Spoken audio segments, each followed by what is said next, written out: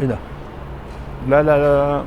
هنبدأ النهارده بأول فيديو في سلسلة أفضل الأماكن اللي ممكن نسحر فيها، والنهارده من التجمع. يلا بينا. هنبدا اول حاجه بقرص الطعميه. والطعمية في المطعم ده أشكال وأنواع كتيرة. بدأت أول حاجة بقرص الميكس جبن، ده عبارة عن تشكيلة كده من الجبن محشية جوه الطعمية. الصراحة طعمها كان جامد، طعم الخضرة في الطعمية واضح جدا، وأهم ميزة من وجهة نظري إن الطعمية ما كانتش شاربة زيت، وده مش هيعمل لك حموضة خالص في الصيام. ودخلنا على القرص التاني، كان عبارة عن الطعمية الكيري اللي قلبة الدنيا بقالها سنتين تلاتة. الطعمية عندهم جامدة جدا وبيستخدموا الكيري أصلية. والقرص التالت معانا كان الطعمية المحشية الاسكندراني، طعمية كده مشطشطة، بس إيه بقى، دي ما ينفعش تتاكل دايركت كده، دي لازم تاخد لها لقمة كده وتحطها كده في سندوتش وتفركها فركة حلوة، وبعد كده تنزل عليها بكام عود من الجرجير عشان يبرد معاك وتعرف تكمل صيام بكره. وخليك كريم كده واملى السندوتش جرجير، السندوتش ده هيخطفك في حته تانية خالص. نسمي بالله ونقول ايه، يا جمل. وندخل بقى على الصنف اللي من وجهه نظري ده احلى حاجه انا اكلتها في رمضان السنه دي، احلى طبق فول واحلى طاجن فول انا دقته السنه دي. طاجن الفول ده عباره عن فول وشويه زيت وبيضه مسلوقه متقطعه طرنشات وعليهم بيضه نيه وعلى شويه جبنه موتزاريلا، ودخلوه الفرن يطلع بالجمال والحلاوه. نسيت اقول لكم كمان في بسطرمه. الطاجن ده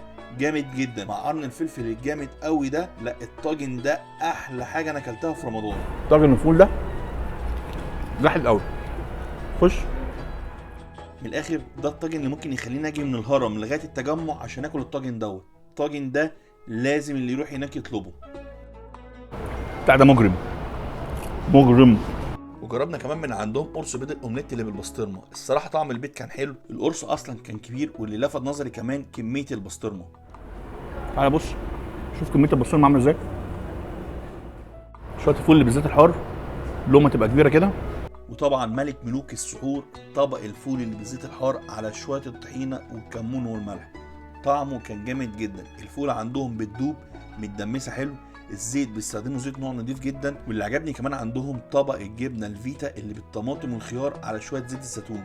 الطبق ده جامد وطعمه حلو وخفيف كده ولايت وما تعبكش في الصيام. وطبعا انتوا عارفين انا ملك الميكسات، خدت لقمه من الجبنه الفيتا ديت على شويه الفول. الميكس ده من احلى الميكسات اللي انت ممكن تعملها او ممكن تدوقها. ميكس الفول مع اي نوع جبنه، جبنه قديمه، جبنه فيتا، جبنه اسطنبولي، اي نوع جبنه مع الفول مع شويه الجرجير او حته بصله خضراء كده. بس طبعا البصل الاخضر مش هينفع في السحور عشان هيتعبنا في الصيام، وما ينفعش سحور النهارده في 2024 من غير البطاطس الجمبري. والبطاطس الجمبري مقرمشه من بره وطريه جدا من جوه، طعمها حلو قوي زي المكان اللي احنا بناكل فيه بطاطس الجمبري بالظبط، ما يختلفش عنه كتير. المكان ده هو فول حوده اللي موجود في التجمع الخامس في شارع جمال عبد الناصر قرب مسجد الشربات. هسيب لكم البيج بتاعته والمنيو بتاعته في اول كومنت. سلام.